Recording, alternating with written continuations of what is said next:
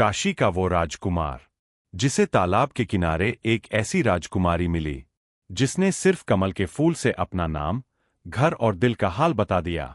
Cherry blossom. क्या था उस इशारे में छुपा राज? जानिए वेताल 25 की पहली कहानी में। काशी में प्रताप मुकुट नाम का राजा राज्य करता था। उनका वज्र मुकुट नाम का एक लड़का था। एक दिन राजकुमार दीवान के लड़के को साथ लेकर शिकार खेलने जंगल में गया। घूमते घूमते उन्हें तालाब मिला। उसके पानी में कमल खिले थे और हंस किलोल कर रहे थे।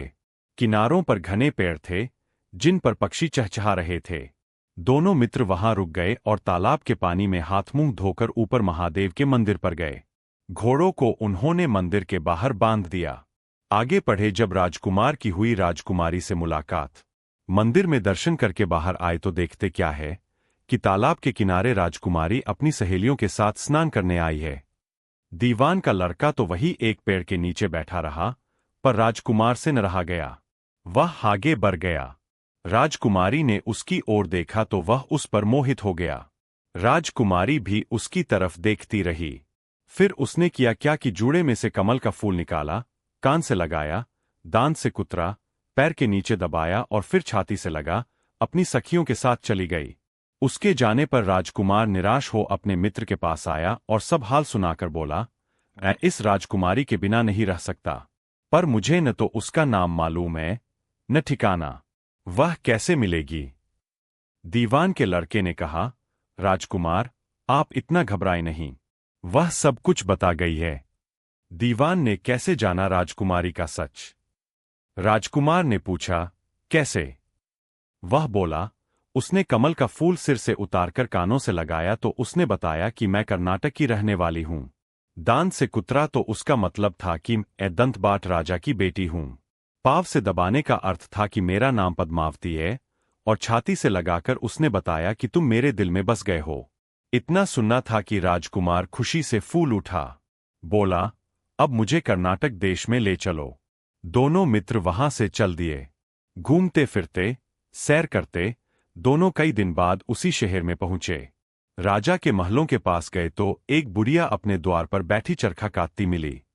जब दोनों पहुंचे राजकुमारी के गांव, उसके पास जाकर दोनों घोड़ों से उतर पड़े और बोले, माई, हम सौदागर हैं।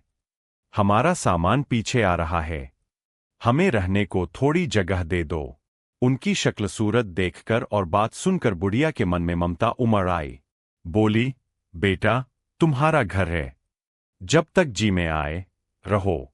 दोनों वहीं ठहर गए। दीवान के बेटे ने उससे पूछा, माई, तुम क्या करती हो? तुम्हारे घर में कौन कौन है? तुम्हारी गुजर कैसे होती है? बुढ़िया ने जवाब दिया, बेटा, मेरा लड़का राजा की चाकरी में है। मैं राजा की बेटी पद्मावती की धाई थी। बूढ़ी हो जाने से अब घर में रहती हूं। राजा खाने पीने को दे देता है। दिन में एक बार राजकुमारी को देखने महल में जाती हूं।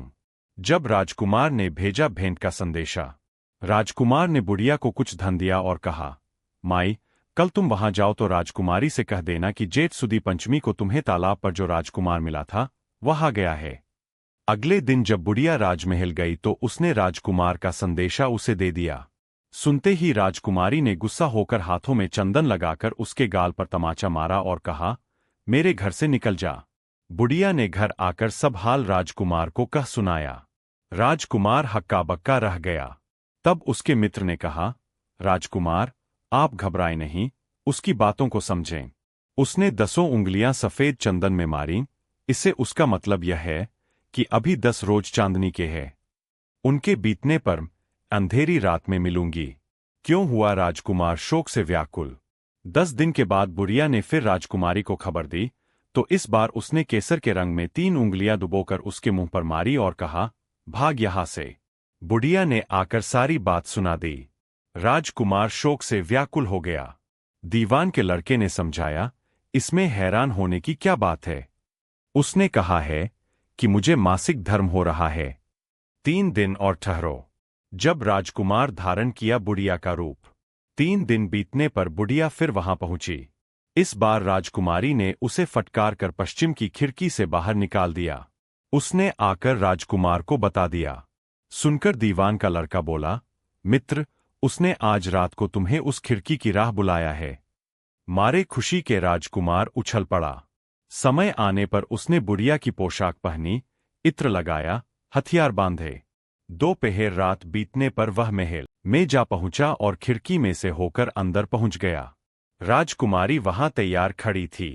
वह उसे भीतर ले गई। महल में दोनों ने एक साथ गुजारे कई दिन। अंदर के हाल देखकर राजकुमार की आंखें खुल गईं। एक से एक बढ़कर चीजें थीं। रात भर राजकुमार राजकुमारी के साथ रहा। जैसे ही दिन निकलने को आया कि उसने उसे छिपा दिया। रात को फिर बाहर निकाल लिया। इस तरह कई दिन बीत गए। अचानक एक दिन राजकुमार को अपने मित्र की याद आई। उसे चिंता हुई कि पता नहीं उसका क्या हुआ होगा। उदास देखकर राजकुमारी ने कारण पूछा तो उसने बता दिया। बोला, वह मेरा बड़ा प्यारा दोस्त है, बड़ा चतुर है। उसकी होशियारी ही से तो तुम मिली हो। राजकुमारी ने कहा, मैं उसके लिए बढ़िया बढ़िया भोजन बनवाती हूं। तुम उसे खिलाकर तसल्ली देकर लौट आना। खाना साथ में लेकर राजकुमार अपने मित्र के पास पहुंचा। वे महीने भर से मिले नहीं थे। राजकुमार ने मिलने पर सारा हाल सुनाकर कहा कि राजकुमारी को मैंने तुम्हारी चतुराई की सारी बातें बता दी है, तभी तो उसने यह भोजन बनाकर भेजा है। दीवान के लड़के ने खोली राजकुमार की आंखें। दीवान का लड़का सोच में पड़ गया। उसने कहा, यह तुमने अच्छा नहीं किया। राजकुमारी समझ गई कि जब तक मैं हूं, वह तुम्हें अपने बस में नहीं रख सकती। इसलिए उसने इस खाने में जहर मिलाकर भेजा है। यह कहकर दीवान के लड़के ने थाली में से एक लड्डू उठाकर कुत्ते के आगे डाल दिया। खाते ही कुत्ता मर गया। इसके आगे की कहानी आपको अगले वीडियो पार्ट 2 में दिखाई जाएगी कि आखिर राजकुमारी कौन थी और उसके दोस्त को क्यों मारना चाहती थी। इसके लिए आप चैनल को सब्सक्राइब, वीडियो को लाइक जरूर कर दीजिए।